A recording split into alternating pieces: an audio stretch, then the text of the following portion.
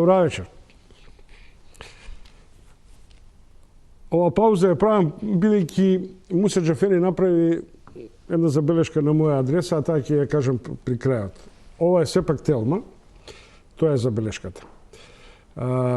Отвараме медиумска дебата, ми се чини прв пат еден политички диалог на маса, на медиум, околу состојбите предизвикани во расцепот меѓу пучот и бомбите. Во меѓувреме се случија и Универзална сала и Борис Трајковски. Во меѓувреме исто така имате бранување на или евентуално агитирање за проширување на владината коалиција и мислам дека е доволно за диалог меѓу Муса Џафери, подпредседател на владата и подпредседател на Демократската унија за интеграција, и Радмила Шекеринска, вице-лидер на СДСМ и екс-вице-премиер.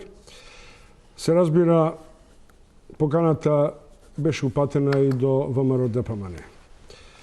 На почеток разговараме со тезата дали е ова само почеток на политичката криза и до кога очекувате дека таа ќе се продлабочува? Шекеринска. Политичката криза не почна пред 2 месеци.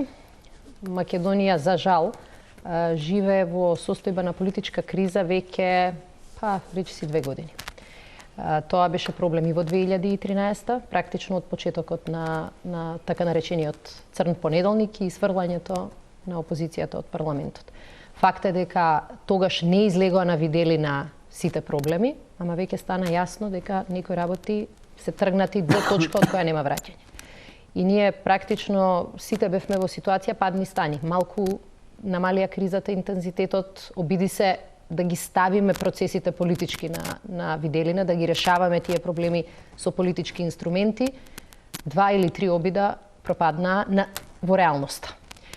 Политичката криза започна особено со изборите минатата година, кога стана јасно дека што и да договориш со ВМРО ДПМН како дел од политички пакет за фери демократски избори, за средување на состојбите, за барање на одговорност за она што се случи во собранието, се до моментот додека преговараш и некако оди. Во моментот кога наводно ќе се договориш, власта ќе ти прогласи се за тоалетна хартија. Ова е некој тип на засилување на политичката криза, бидејќи она што го објавуваме ги извади на виделина сите работи за кои граѓаните во Македонија критикуваа, ама не беа свесни, па и ние не бевме свесни до одредена мерка, колку систематски е злоупотребувана власта и на колку начини првите луѓе околу премиерот практично се одговорни да контролираат обвинителство, да контролираат судство, да контролираат медиуми, да контролираат полиција и сите останати институции. Господине Џафери, дали е ова политичка криза и како ја дефинирате од аспект на коалицијски партнер на ВМРО ДПМН? Тоа сега стана во јавноста или перцепцијата дека постои има една политичка криза.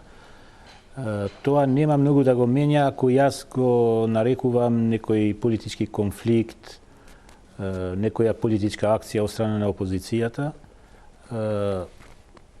Претежно секој ден добиваме во тој правец дека постои има некоја политичка криза која се предлабочува понатаму и сите чекат некако дека кој ќе биде крајот или неизвестно, да не ја опишувам како некоја депресија кај јавноста. Тоа што би значило дека е некоја криза, зашто нема некој диалог или зашто не се разговара измеѓу тие страни кои се обвинуваат.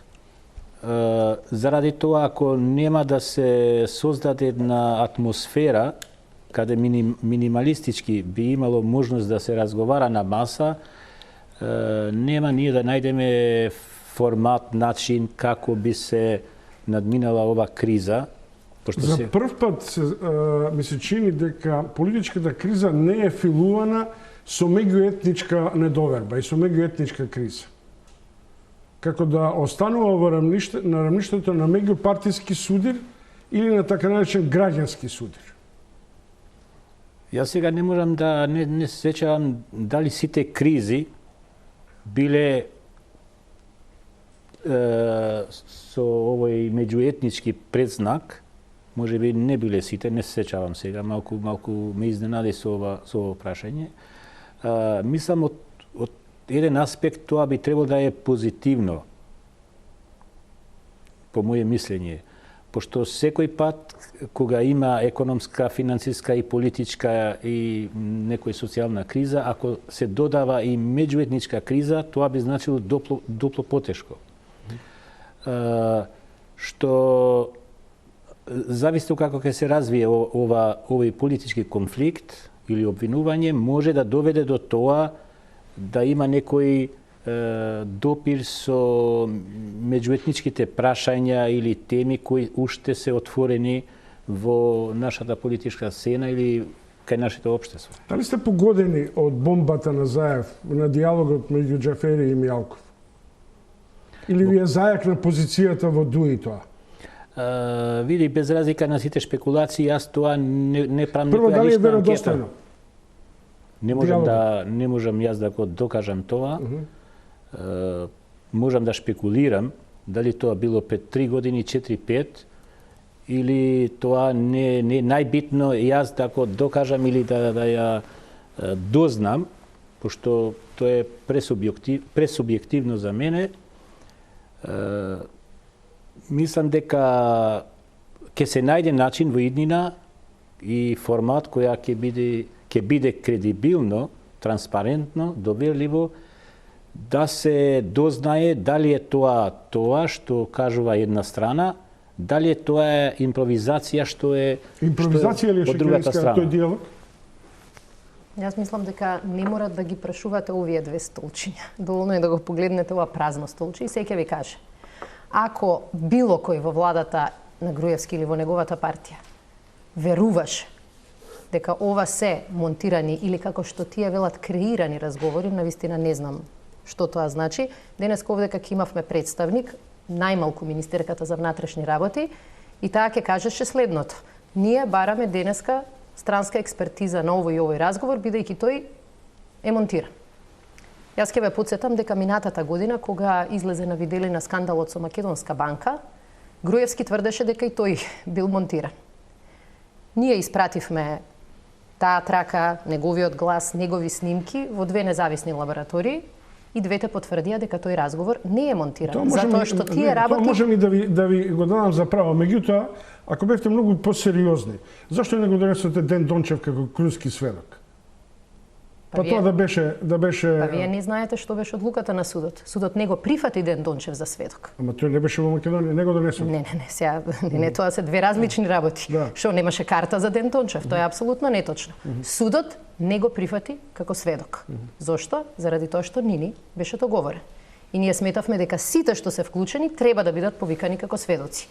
Но вие не можете да се однесувате како еве сега што му прават на генерал Стојков, да го викнете сведокот, а тој да стои пред суд, ако го пуштат, го пуштат. Но да се вратам, вие ми поставивте сериозно прашање, дали се автентични разговорите. Ниту еден разговор кој беше пуштен во сите изминати пресконференции не е ниту монтиран, ниту креиран, ниту со него е манипулиран. И јас ќе ви кажам дека нема ниту еден учесник во разговорите кој излезе и кажа: видете, ова не сум јас за ова не сум зборувал. Но факт е дека изборот на инцидентите на политичките актери е ваш субјективен, односно партиски. Знаете тоа, како да ме прашате, ајде да зборуваме за злоупотреба на министри и вие да ми речете, па како немате сега за злоупотреба во опозицијата? По опозицијата нема министри. Кој може да ја злоупотребува полицијата? Има една ситуација која ја навестувавте, особено лидерот кој што зборуваше, ако отвориме се, дека може да дојде до влошување на меѓуетничките односи.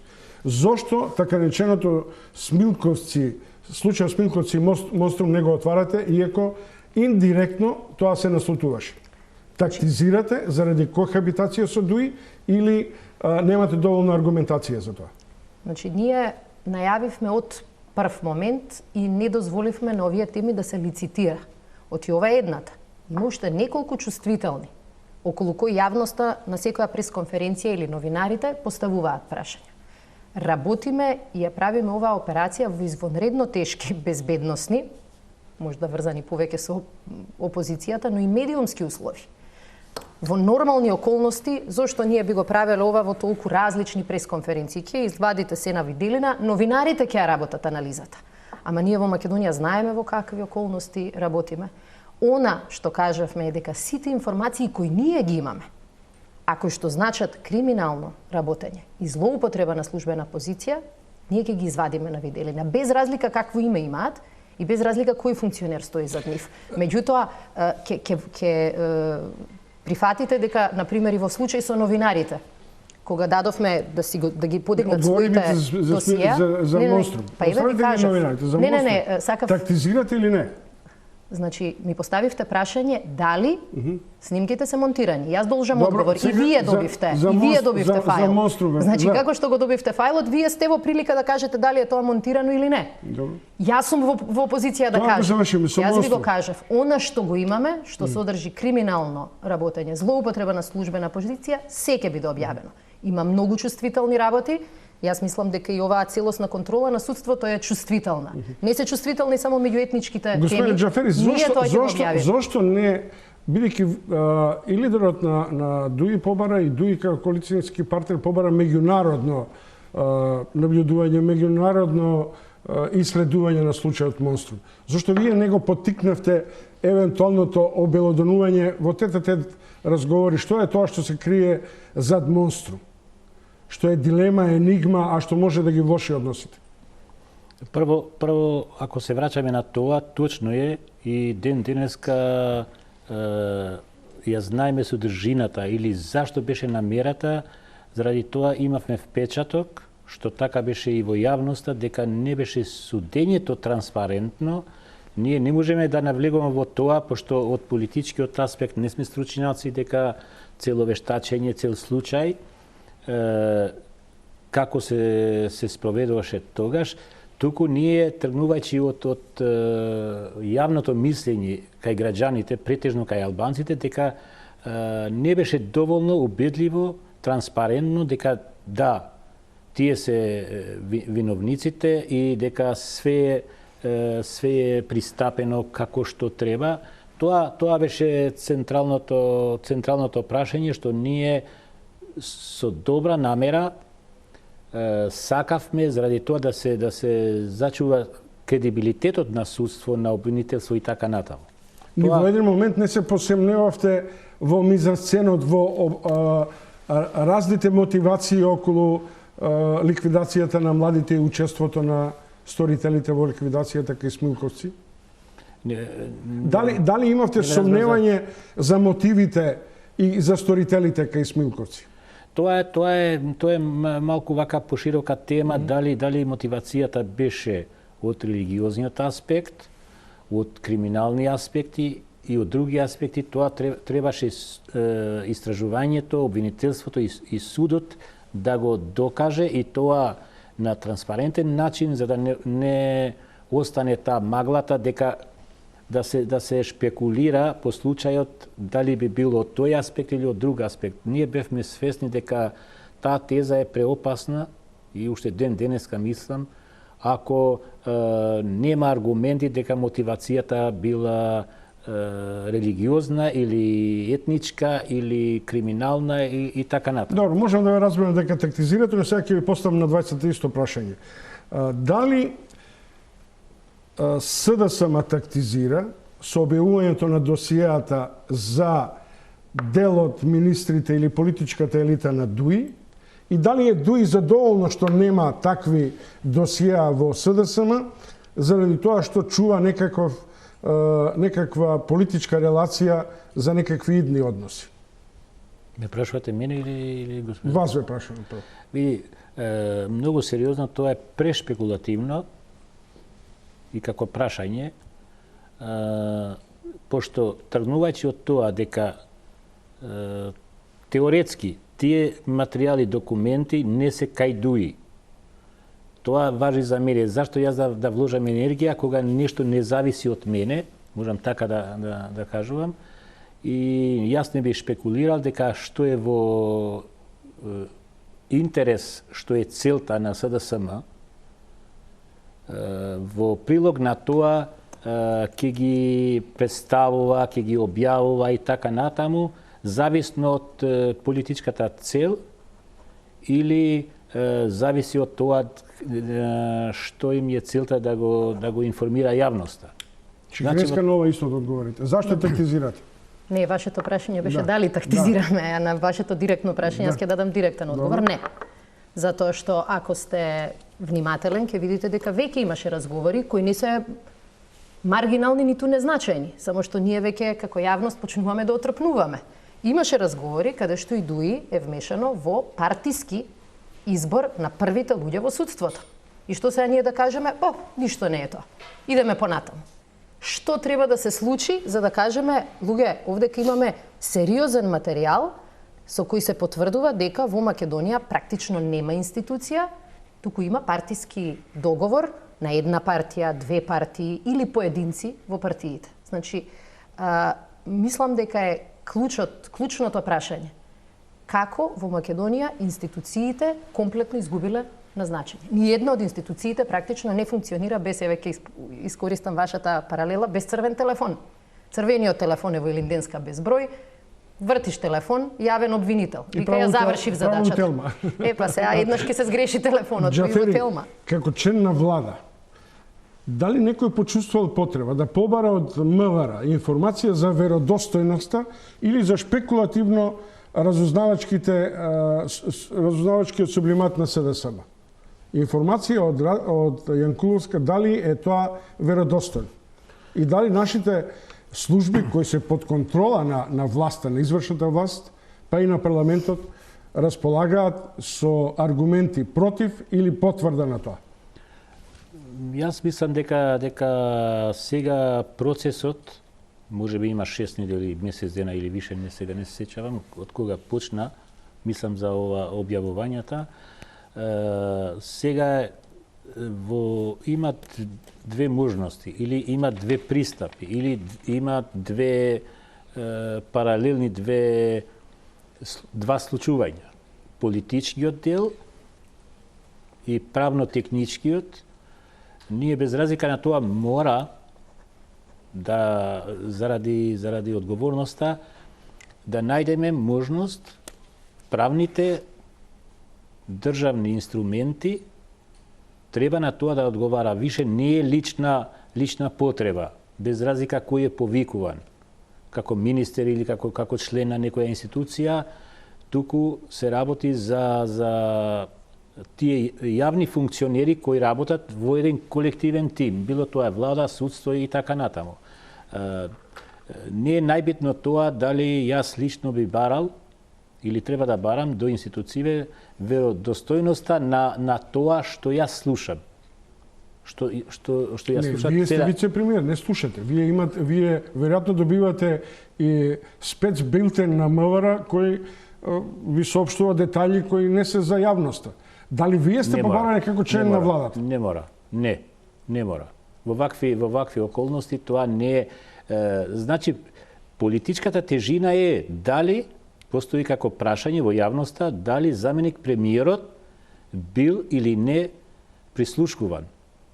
Ама тоа не треба јас да го кажам. Има институции кои слушат и дали ќе има време да се чека тие институции да докажат. Било кога мора да докажат. Не ве јаде црв дека коалицијскиот партнер ве прислушкува и дека нема доверба во релациите внатре во владата? Тоа е пресубјективно што мислам јас лично. Јас сега се трудам да зборам во рамка на сите тие, кажано како политички правила или правни правила. Не е проблемот само до мене лично или до еден функционер.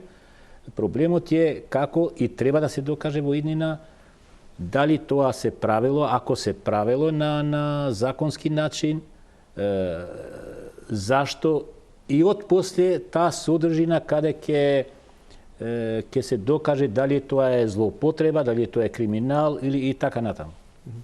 После објавувањето на овие бомби, внатре во владата функционирате нормално, не забележувате никакви аудиовизуелни промени кај вашите коалицијски партнери или колеги? Видите, ако сме реални, во целото општество има една поинаква клима, сите чувствуваат дека нешто не е во ред, мислам од политичкиот аспект, се поделени, например, во тој правец, можеби која е причината, кој е виновен, кој влезе во оваа акција и така натаму, што со времето тоа треба да се расчисти, што на жалост за мене е малку предолго време што нема никакви разговори од политичкиот аспект и можеби кај нас уште тоа не е како традиција. Не значи тоа дека тие ќе се договарат или ќе имат исти аргументи, ќе се надмудруваат, али пред народот или тоа е демократско правило, треба да се седне да се разговара. Не еден сат, ако треба, ако во интерес на државата и цел месец. Ако тоа не е доволно, може да има, пошто ние сме дел, мислам од географскиот аспект, земја кандидат, имаме разни обврзувачки моменти со Европска Унија и така натаму. Значи, ние сме имале секој пат помош од Европската Унија и други наши пријатели кон државата. За политичко или правната разврска и за меѓународната инфилтрираност или медиаторство во овој политички миг малце подосна. Дали и натаму ќе продолжите со логиката на селективно објавување на бомби? Како мислите селективно? Само за одредени министри, само за одредени институции. А која би била Дали имате опција? поширок спектар, например? Што недоволно се бројот на министри кои што се вклучени. Пак во оваа држава тука е се по луѓето на моќ. Зарем сметате дека полугата на моќ е, не знам, во државниот секретар, во некое 10-то министерство? А зашто нешто ги објавувате информациите за прислушкуваните разговори меѓу вас освен почетните на заедно? Заради тоа, од иста причина заради која што не ги објавивме ни вашите. А тоа е дека жртвата не треба два пати да плаќа. Јас, ова кога го слушав господинот Џафери, се потсетив дека ќерка ми моја која ќе наполни 5 години, која ќе се уплаши од нешто, се покрива со кебе. И мисли дека ќе исчезне баба рогата. Таков е впечатокот и на луѓето кои во владата биле прислушкувани од своите. Че јас можеби како член на опозицијата, психолошки барем немам проблем, иако правно имам голем проблем да некој ме прислушкува повеќе од 4 години. И ја не можам да дозволам на никој да каже, види, тоа не е голем проблем, што се 4 години. Според оваа држава, овој устав, овие закони, никој не може да биде прислушкуван повеќе од 14 месеци.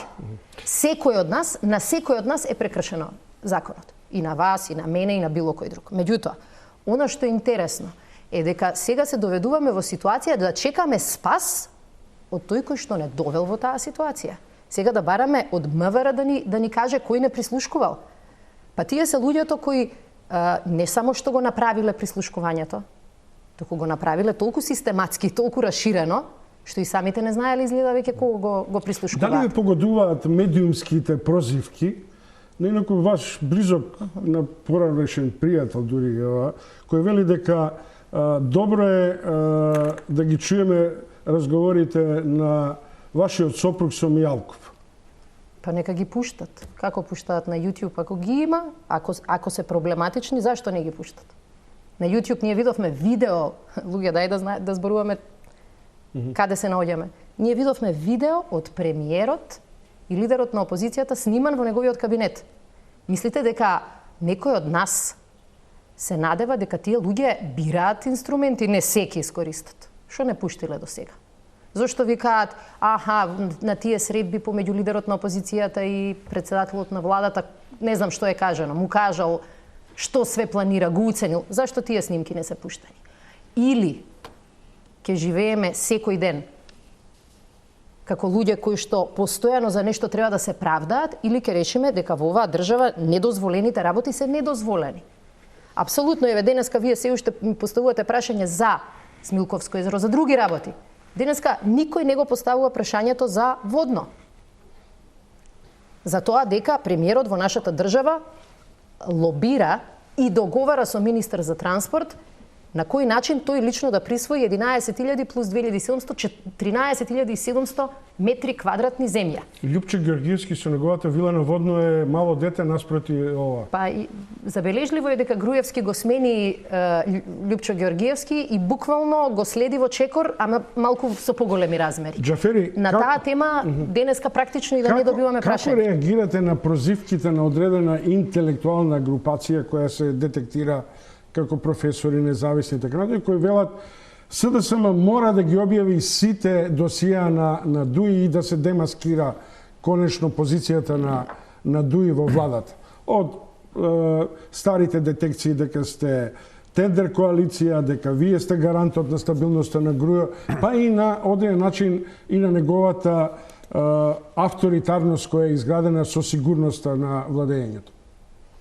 Прво во вакви околности кои се создадени сега, малку е поразлично, по-специфично. Некој пат добиваш впечаток што по мене е така дека има една интензивна политичка кампања од сите страни.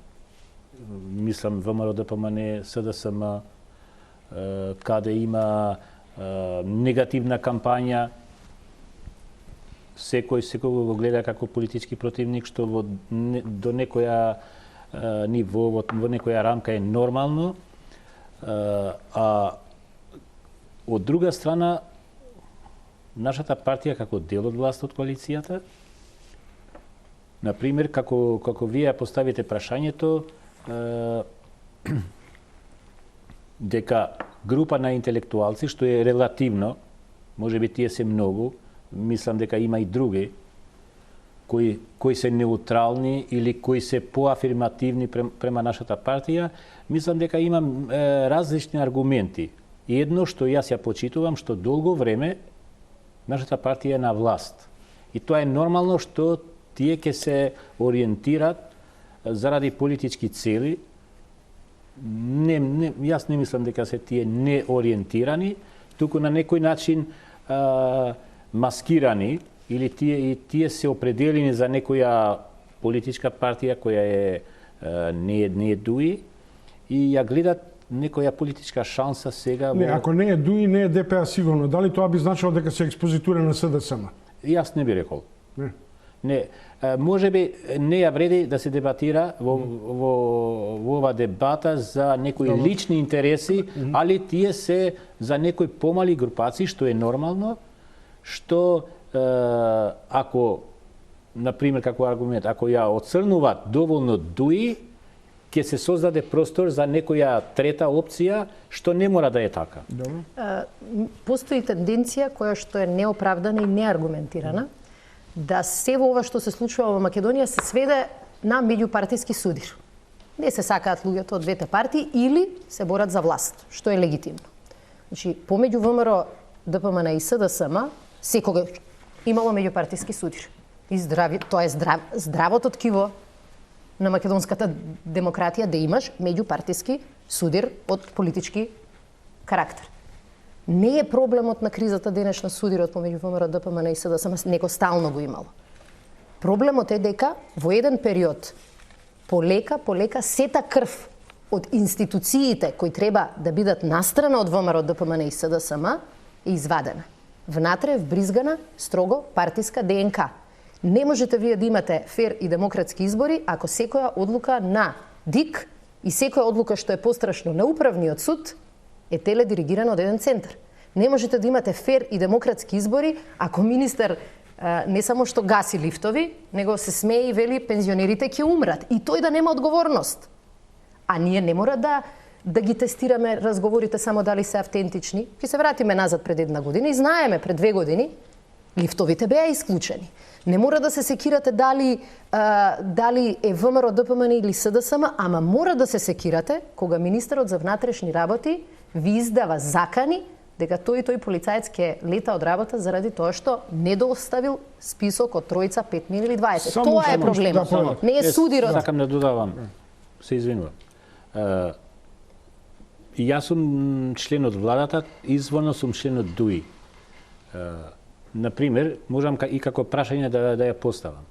Во вакви околности, тоа ќе има и дебати. Дали ДУИ е дел од проблемот, релативно процентуално, или дали ДУИ се гледа како дел од решењето, што мора во идење да има некое решење, со сите и добри и лоши страни, и мислам дека тоа како перцепција во јавноста дека СДСМ ја заштитува, што јас не мислам во тоа, не верувам во тоа, ДУИ.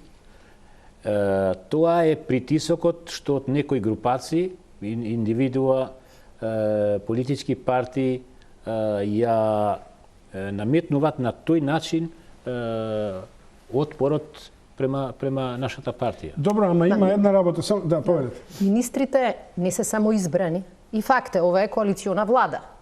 ВМРО ДПМН има малку повеќе одговорност за тие своји министри.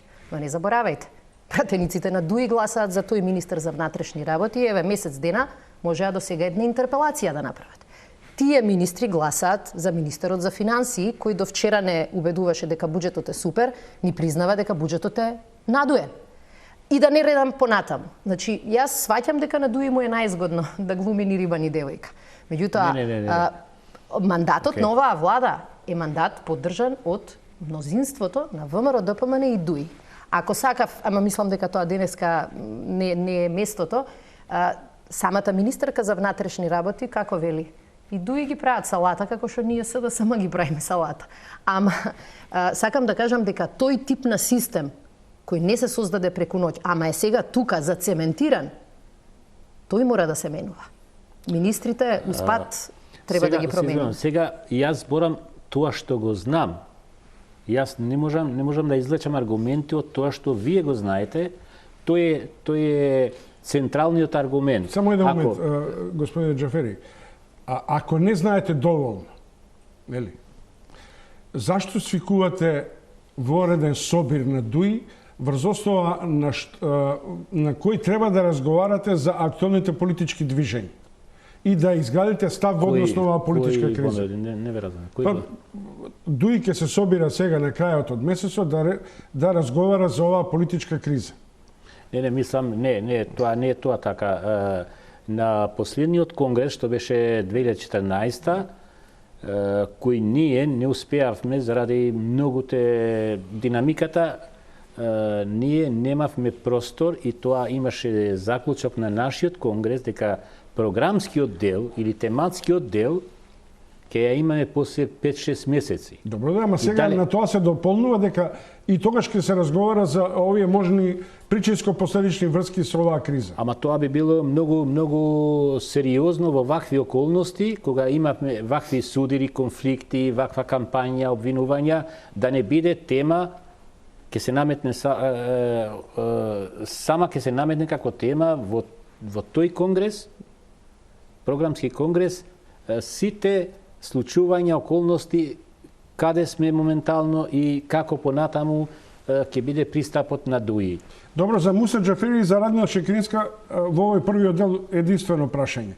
Дали албанците ова го гледаат како македонски судир и седи на трибината на наблюдување, па од тоа можеби ќе профитира во евентуалното решение, и дали СДСМ кокетира и натаму за да го најде партнерот во албанската средина, зашто долго време имате инсуфициенција на релации? Она што го покажа досегашните партнери во владата е дека, како велат, може да се мрзиш меѓу себе, а одлично да соработуваш. Тоа мислам дека не е добра опција за Македонија. И заради тоа, кој да е излезот од политичкава криза? Таква нездрава коалиција, во која никој на никого не му верува, еве, на страна кој кого го прислушкува, а при тоа сите си тераат своји агенди, не е за нас опција. И ние не сакаме такви партнерства. Коалиција е секогаш тешка. Ама ако ја градиш коалицијата на тоа не ме чачка, ја нема да те чачкам, немој да вадиш за мене Валкан веш за да и јас не вадам Валкан веш, по нас не е здрава. И ние такви партнерства не градиме. И затоа многу директно ви одговорив дека нема кокетирање. Добро. Мислам дека можеби во јавноста има изградена перцепција дека е македонски судир. Во јавноста. Ако ме прашате како член на ДУИ, мислам дека тоа не е тоа и не треба најмалку да се објаснува или да се докаже во јавноста. Сигурно има и такви впечатоци кои мислат, например, албанците нека бидат на страна, пошто не треба да се мешат измеѓу. Јас сакам само две реченици за ДУИ. ДУИ докажа до сега лојалноста кон државата како политички субјект. Докажа до сега, без разлика на скептицизам, што сигурно уште постои, дека нема капацитет и така натаму. И мислам и убеден сум дека ДУИ има капацитет да помага да се надминат, не по некоја друга грешка, да се надмине ова ситуација преку некои можности, разговори, диалог од правниот аспект. Дали лидерот на ДУИ, Али Ахмети, кој, како што се тврди во јавноста, поредовно на 2 недели одржува контакти со Груевски, на оваа тема имаат разговарано? Дали тој се обидува да наметне логика на компромис и на политички диалог? Или да побара информација од премиерот и од коалицијскиот партнер каде одиме со оваа криза? И прво не е тоа што јас треба да ги коментирам разговорите измеѓу те двете лидери, без разлика дали сум информиран или не. Тоа нема да биде пристојно. Другото, дека ставот на ДУИ и на нашиот председател е многу транспарентен. Дека ние имаме пријатели, дали тие некој ќе сака да бидат како олеснувачи, дали како медиатори, посредувачи, тоа е зависно во која фаза. Али ние сме свесни и тоа нема да се добива како слабост да се толкува, дека ако имаме од Европска Унија експерти од политичкиот состав или од техничкиот, дека тоа е слабост за нашата држава. Не. Добро. Тоа е напротив може да им помага без некои поголеми последици да се надмине политичката криза и да се најде начин како понатаму. Добро. Поштовани гледачи, следите политички диалог во Телма меѓу власта и опозицијата Радмила Шекеринска и Муса Џафери, веднаш по ЕПП и изјави на експерти. Се враќаме на тема дали е можна оставка на владата, дали е возможна преодна, техничка, концентрациона влада, дали Тачи го плаши ДУИ со своето влегување или е тоа знак за поширока коалиција. Следете не. Мислим дека тоа беше еден повик за куражење на членството после сите напади кои ги имаат доживено посебно водството на ВМРО ДПМН. Оно што ми падна во очи е тоа дека сета слика, така да кажем, и сиот звук беше фокусиран на Груевски, со многу малку внимание врз неговите соработници кои се најдува под директен удар. Мислам дека Груевски проработува свеста дека тој е единствениот клучен момент која држи партијата на собир, да се каже, во некоја кохезија, па затоа тоа беше еден начин за негова промоција, дека да се докаже дека не е потресен и дека не е во афект од оно што до сега јавноста ги имаше можност да го слуша. Предпоставувам дека овој вчерашен митинг во Борис Трајковски беше реакција на универзална сала на СДСМ и така натаму. Премиерот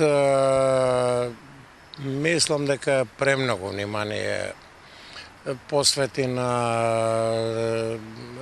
ЗАЕФ и на СДСМ без потреба. Меѓутоа, една работа беше многу битна. Тоа е дека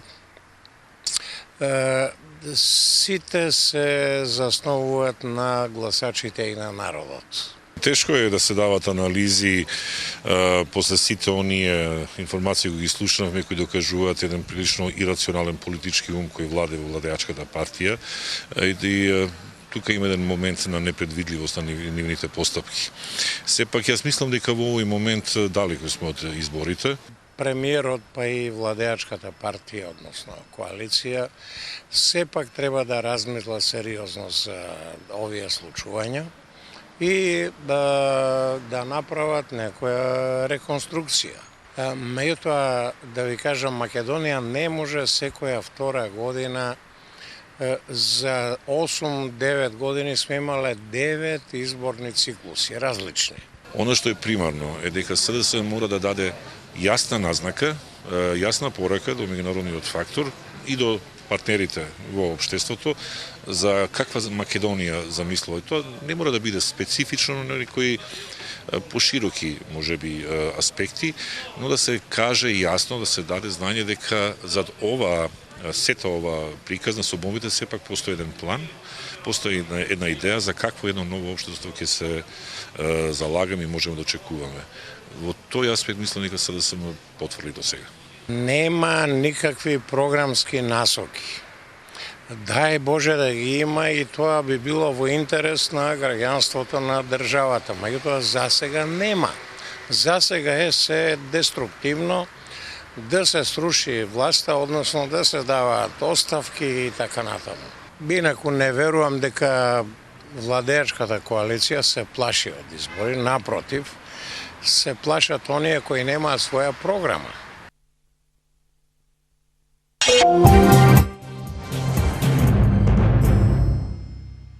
Тоа беше дел од палетата на експертски ставови што се вртат низ медиумите. За Телма беа Арсен Зеколи и професор Димитар Милчар и некои двајцата амбасадори. Се враќаме на диаметрално спротивставените гледишта меѓу ВМРО и СДСМ, а мислам и меѓу владата и СДСМ.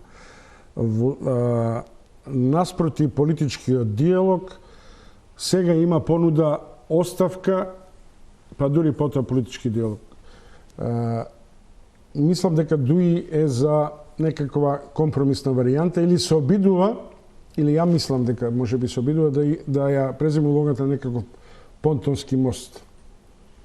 Прво, СДСМ да видиме дали ќе обстане на релацијата оставка по секоја цена, откако сега веќе е јасно дека Груевски вели преодна влада да, но без мене. Едно е решение на кризата, а второ прашање подеднакво важно е одговорност за кризата. И едното без другото не одат. Значи, за да ја решиме кризата, ние мора да кажеме некој ја носи одговорноста за тоа што сме стигнале овде. Тоа беше грешката што беше направена после 24 декември. Во извештајот на анкетната комисија за утврдување што се случило, стоеше дека е прекршен уставот и дека се прекршени законите. Никој не понесе одговорност од претседателот на собранието па надолу. Очигледно дека таквото решавање во наводници на кризите со блага шминка не вродува со плод. И затоа оставката не е заради политички поен, туку заради животното правило, дека тој што го направил проблемот, многу тешко може да биде тој што ќе го реши проблемот. Овдека го чув професорот Мирче вели, знаете како ВМРО ДПМН не бега од избори. Не бега од избори. Ама бега како ѓаволот темјан од фери демократски избори. Владата за која што претходно зборувавме како техничка, сега сметаме дека ни треба вистинска преодна влада.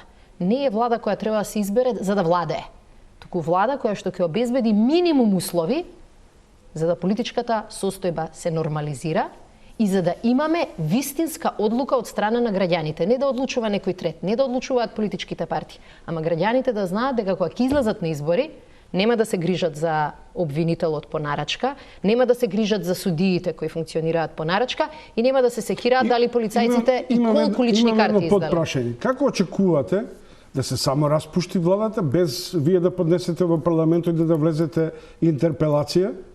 Значи, сега зборуваме, да бидам искрена, за техника до која што апсолутно е рано да се дискутира. Джафери, дали... Нам ни требаат преговори за овие теми. Добро. Еве почетна позиција. Оставка, па решение на кризата или решавање на кризата со промена во владата?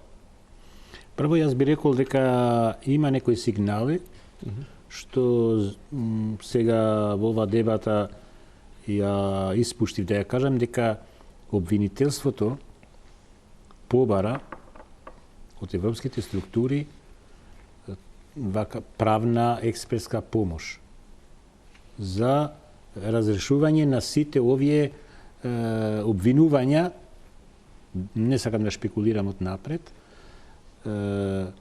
веродостојноста и така натаму, што мислам дека тоа по мене е добар знак во правец да има транспарентен, веродостоен интегритет на целата, прво од аспект од правниот аспект, од политичкиот аспект, било како да се надмудриме, би требало минималистички да се седне, да се разговара, да се надмудрат, да се убедуваат и има потреба да има улеснувачи, посредувачи.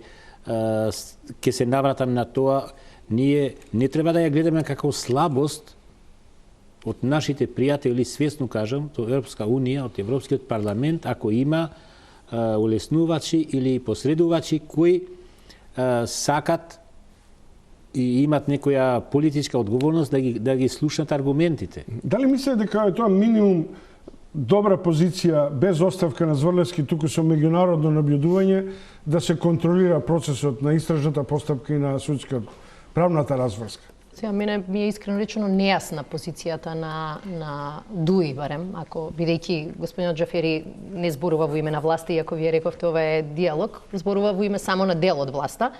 Од една страна нема доверба во тој обвинител за случајот, например, Монструм, не случајно бара FBI, ако не се лажам, да се ангажира, а од друга страна сепак имаат некои за нас лажни очекувања дека баш во овој случај против шеф на опозиција, против министер за внатрешни работи кој му издава наредби, против други министри, дека наеднаш преку ноќ ќе стане Елиот Нес. Немаме такви илузии, а материјалите кои што ги презентиравме на јавноста покажуваат дека такви илузии никој рационален човек во оваа држава не треба да има. Значи, не можете да очекувате системот кој цело време прикрива ваков криминал, дека наеднаш преку ноќ ќе го открие. Два примера ќе ви кажам. Првиот, не знам, претпоставувам дека се сеќавате на онаа видеоснимка за печатење на лажни пасоши. До ден денеска што се случи? Обвинителството рече итно, брза постапка. Ден денеска не излегле со никаков став.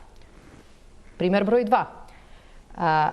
Во една од снимките се покажа дека едно градежно предпријатие кое доби речиси половина од парите за Скопје 2014, плаќало вака со многу голема леснотија трошоците за авионите на ВМРО ДПМН.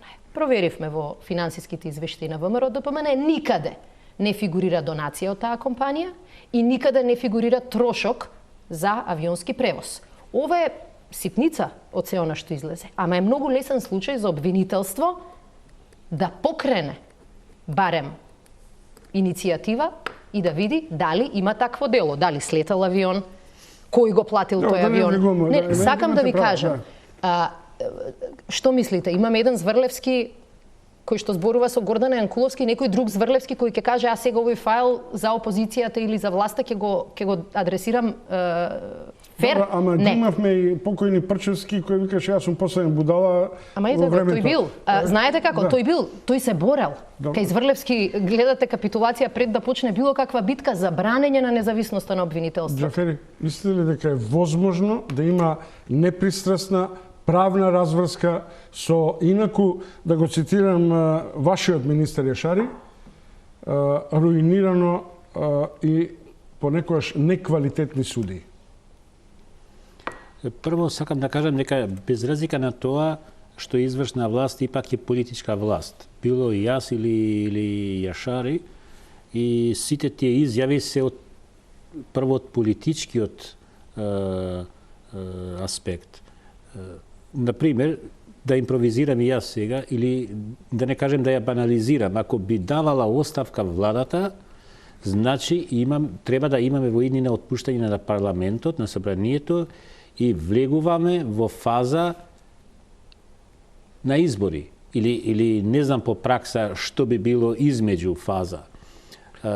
Би било концентрациона влада како 2001 година која би ги решавала постконфликтните проблеми. Може и таа варијанта. Значи, ипак цела ова кампања, целиот овој политички конфликт не води, ќе се докаже во пракса, кон кајната цел што ќе бидат по мене избори.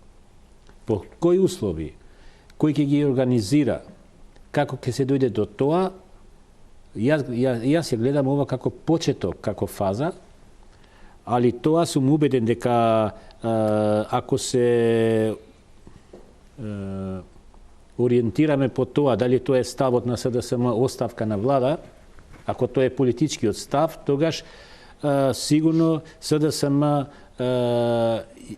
има план што после тоа, што би тоа значило дека ние и така ќе влеземе во некоја предизборна кампања, што ќе треба да има ипак пред тоа диалог, да се создават или да се најде компромис, да се создават тие услови кои би се согласили сите политички партии, прво тие најголемите, па другите, за да тоа на некој начин личи дека има услови, минимални услови за да се оди на избори, да нема обвинување од некоја страна дека врз вакви околности нема да се одржат избори. Премиерот вели преодна влада може без ВМРО ДПМН. Дали Дуи би прифатил преодна влада без ВМРО ДПМН? ВМРО ДПМН и партијата ГРО имат апсолутно мнозинство, како се каже, 62-3, не знам колку. Значи, во ваква констелација нема ни математички можности некој да закаже предвремени или да ја опушти парламентот. Кој е моделот што го барате за разврска? Ова се отворени прашања кои Џафери ги спомнува. Јас ќе го спомнам оно што го кажа премиерот пред известно време, а тоа е дека преодната влада би можела, но без ВМРО ДПМН. Ја не мислам дека е тоа лоша идеја, затоа што логиката на преодна влада не е да биде преодна влада на ВМРО ДПМН, не е да биде преодна влада на СДСМ, не е да биде ни преодна влада на ДУИ. Туку да биде преодна влада во која што партиите, како такви со своите први луѓе, нема да учествуваат, но ќе дадат мандат да организира фери демократски избори. Ако Груевски каже не на таква опција, тој буквално ќе ни прераскаже уште еднаш дека тој не е спремен да оди на избори ако тие не ги организира самиот. Броењето, криењето, крадењето на избирачки материјал од црните кеси и така натаму и сите останати изборни манипулации за кои што чувме сега. Нашето барање за преодна влада не е преодна влада во која партииве различни внатре ќе седат и ќе владеат. Не. Преодна влада на нормализација, во која што ќе се согласиме дека одредени поединци, тешко може да ќе ни биде да ги најдеме, во кој имаме доверба дека нема тоа да го злоупотребат, дека нема партиски да функционираат, ќе ја нормализираат ситуацијата, ќе им дадат шанса на институциите да дишат и да има фери демократски избори. Концепт. Стартувавте со техничка влада и 5 услови. Па стигнавте до оставка на влада, па сега барате преодна влада. Чекайте сега. Преодна влада... Ајде сега да не се правиме сите дека не знаеме политика. Значи техничка влада барањето беше барање кое го имавме после изборите, во кое што гледавме дека има изборни нерегуларности. И рековме затоа 4 клучни министерства, внатрешни финансии, како се вика, труди, социјала и земјоделие, треба да бидат општо прифатени за сите. Па кога се отвори Пандорината кутија, што се не излезе? И стана јасно дека тоа решение било мало дете во споредба со злото кое што функционира низ македонските институции под палка на одредени политичари. Значи, нашето барање да има преодна влада, за да се реализират, прво треба оваа влада да си поднесе оставка или да биде разрешена. Не можете да стигнете до нова влада при оваа важечка. Така што тоа не се различни барања. Тоа значи бугарскиот модел, Орешарски и техничка премиер со поддршка на сите партии за одредени. И минатата година го спомнувавме бугарскиот пример, не е единствен, ама ние можеби најблизок. И не случајно амбасадорот американски во заминување кажа дека Македонија не треба да се плаши, техничка влада не е, тогаш беше таа актуелна, техничка влада не е нешто страшно, се случува. Кога немате доверба во институциите, особено за време на избори, да кажете ова ќе бидат луѓето кои нема да бидат под диктат на партиите и ќе спроведат фер и демократска процедура. Чекайте да ве прашам уште директно, па после на Џафери. Ако нема преодна влада, а има распишани избори, ќе одите на избори? Како што кажавме и минатата година, како што кажавме и пред 6 месеци, не. Џафери, која е тогаш средната линија на можен политички диалог за разврска на оваа криза? Да се навратам. Например, тоа е многу вака по мене неубедлива како начин или формат преодна влада или техничка влада или можеби повише звучи како маркетинг со добра намера, пошто ние сме, да кажам вака, мала држава. Како ќе се најдат експерти, не политички, да кажам, кои не се наклонети, по мене тешко некој да ме убедува дека има доволни за да тие да ја издржат притисокот од политичките партии, пошто политичките партии и така тука ќе ги имаш и тие нема да се откажат од политичките агенди. Нивна агенда секоја политичка партија, пошто после 3-4 месеци пак ќе треба да биде на избори, надпревар, да се докаже да ги добие изборите. Дали некој, не сум јас, ги немам аргументите дека ние сме во таа ситуација што се до таа мера загрозени националните интереси, безбедноста и така натаму, што треба да има некоја национална влада. Мисли дека не сме загрозени? Например, тоа некој да го докаже и политичките партии, и експертите со аргументи, пошто тоа е уплашувачки за граѓаните. Лесно е да се каже дека ние сме во пред некоја црвена линија и мора да имаме национална или широка коалиција која треба да се... Зар вие мислите дека и владиниот став да го застапувам, дека странски разузнавачки служби им ги доставиле документите за прислушување од ваков калибар, каде што не се спорат содржината на разговорите, дека тоа не е ерозија на институции на највитален безбедносен сегмент? Видите, ние најмалку заради тоа и одговорно и да не звучи шпекулативно, уште, барем за мене, тој е мојот став, без да се докаже и тоа да биде веродостојно и да биде транспарентно, дека постои тоа што го докажува или го објавува една политичка партија, ние не треба да извлечеме политички ставови дека тоа е така по вас или по мене. Заради тоа треба да се најде начин. Најдобро би било ако уште кредибилитетот е доволен кај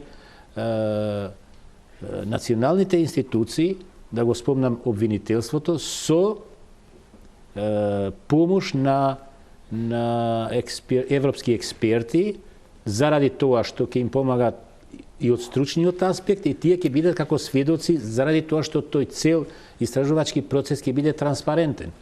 За да веруваат граѓаните и политичките партии дека тоа е. А што тоа ќе биде исходот? Тука не ми е најасно. Дали е тоа поддржувате идеја за меѓународни експерти за помош на обвинителството или косовско-босанскиот модел за меѓународен обвинител? Тоа е сосема нешто друго. Добро. Ова беше многу различен став од ДУИ, ако се спореди со став за истата институција која го има за хашките случаи кога се вратија назад во Македонија. Значи комплетно, диаметрално спротивен. Тогаш немаа доверба во истото обвинителство. Тогаш немаа доверба во истото судство.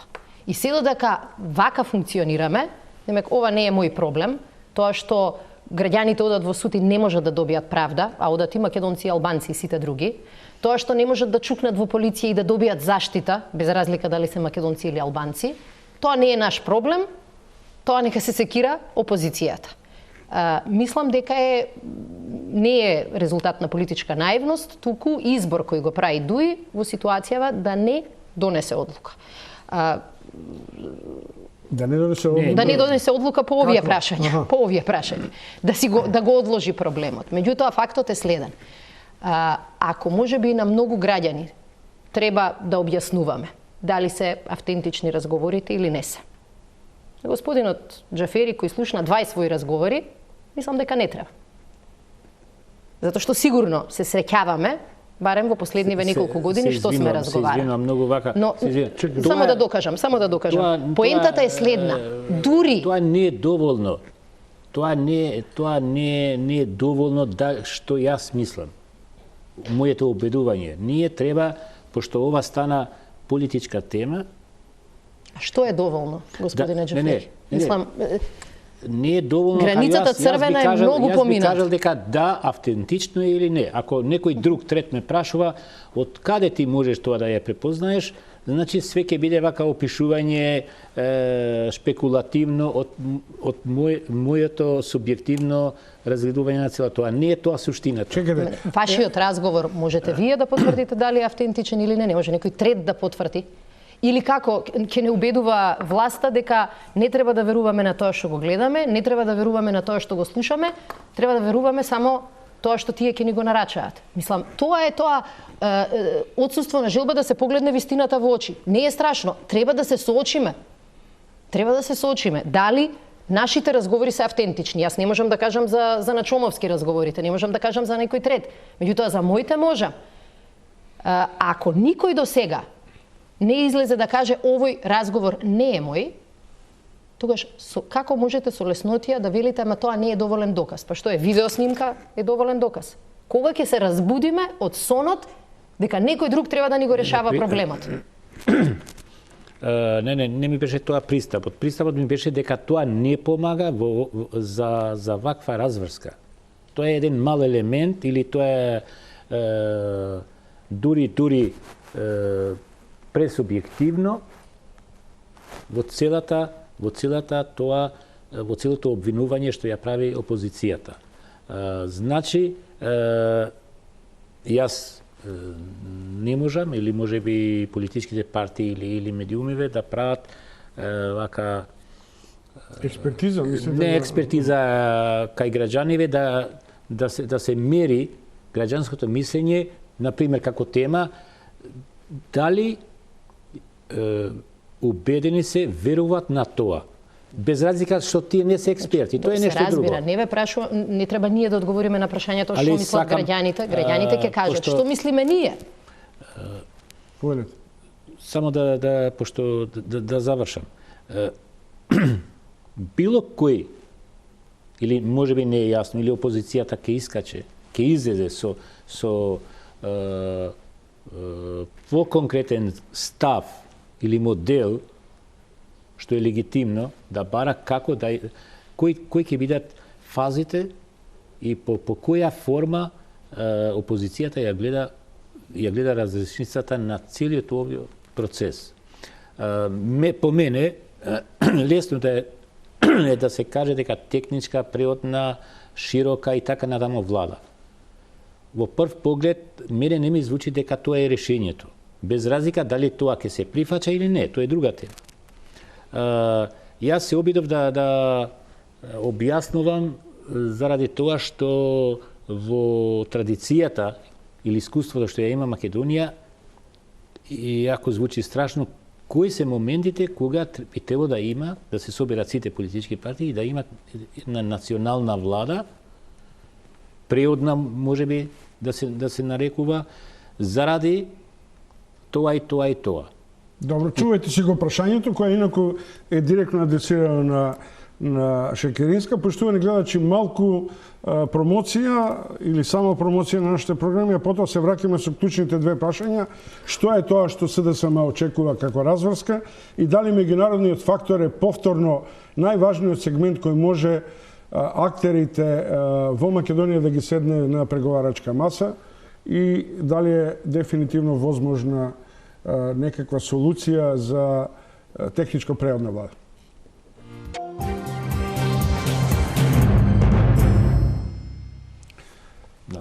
Радмила Шекеринска и Муса Џафери, највлијателните личности во ДУИ и СДСМ, се разбира, освен лидерите. Завршно прашање.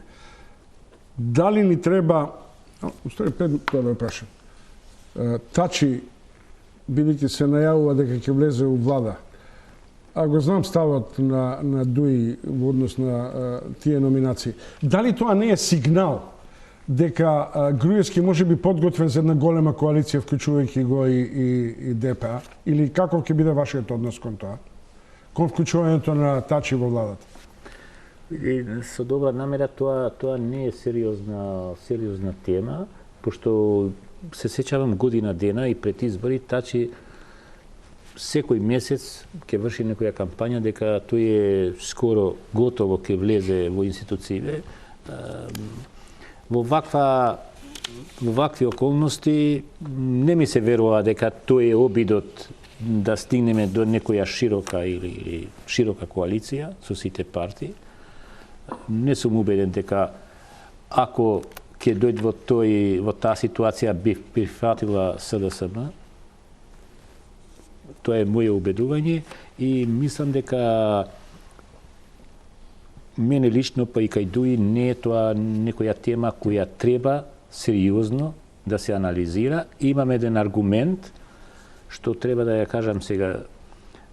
На 21-ви противникот на Тачи има конгрес, Селя.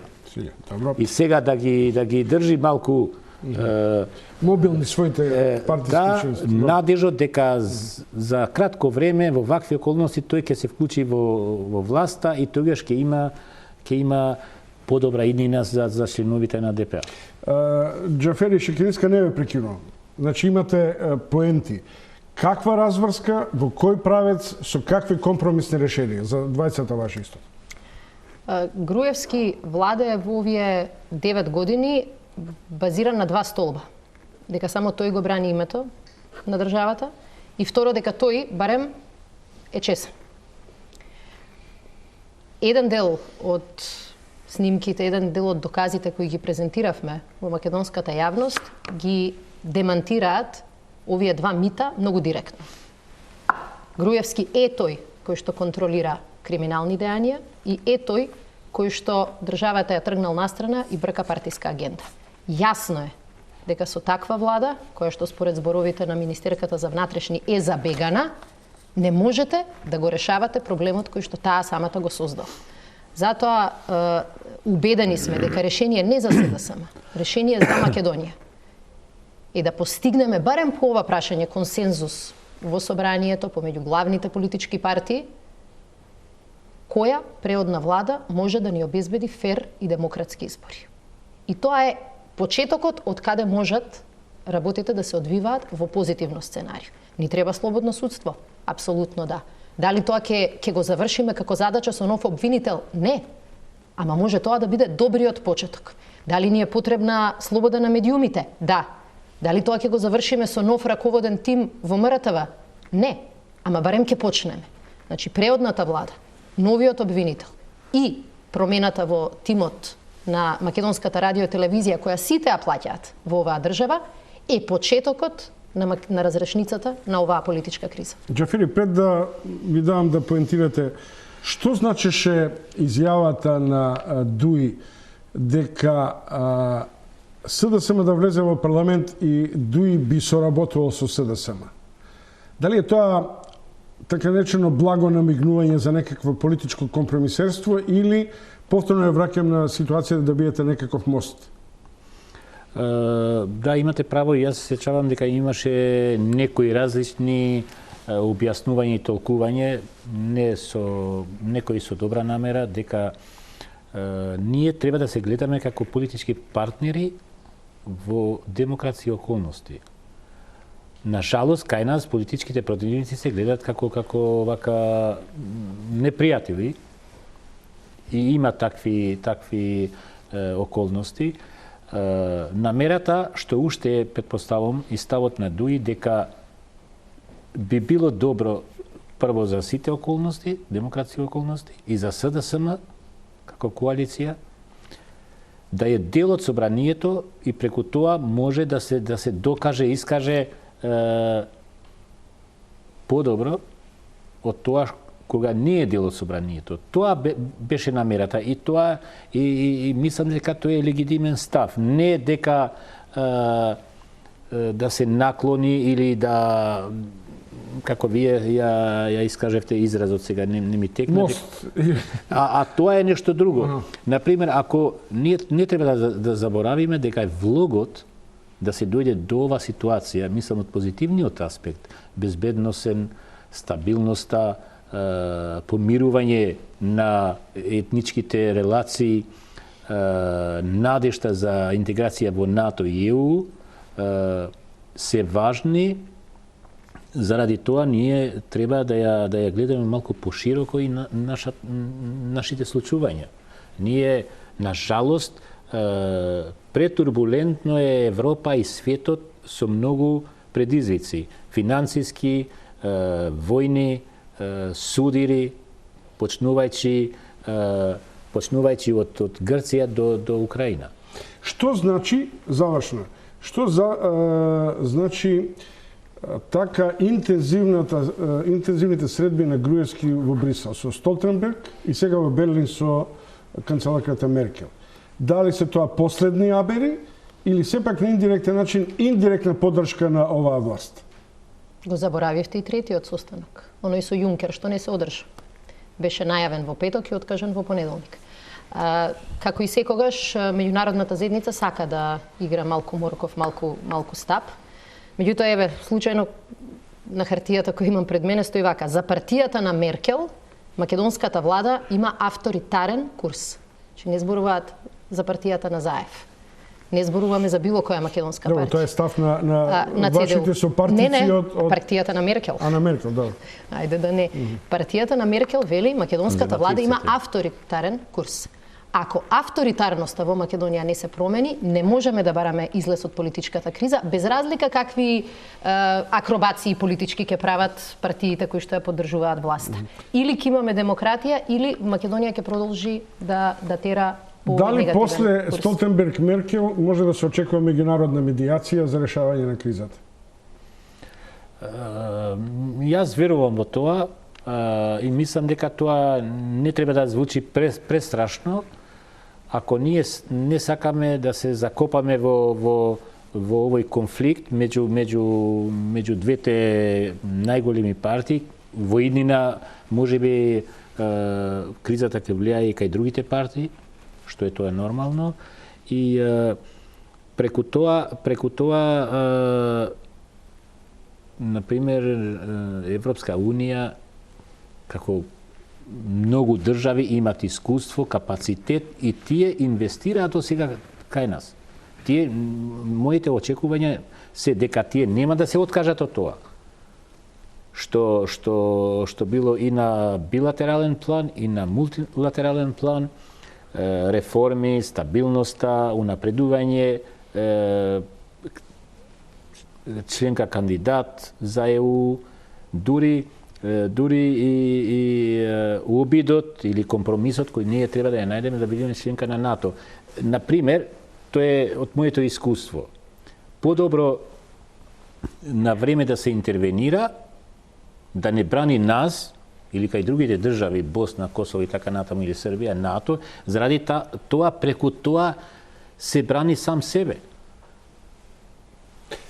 Добро, поштовани гледачи, тоа беа Радмила Шекеринска и Муса Џафери во прв диалог меѓупартиски или власт, опозиција, како сакате, си дозволив луксус да не бидам ни циничен, ни доволно критичен, ни кон едниот, ни кон другиот, зашто мислам дека не е време за новинарски само бендисаноси, повеќе е време за политичките авторитети и елити кои треба оваа Македонија, во која владеат сите симптоми на сериозна политичка криза, да излеземе од неа. Ви благодарам уште еднаш што бевте љубезни, што прифативте поканата. Благодарам на поканата. Благодарам.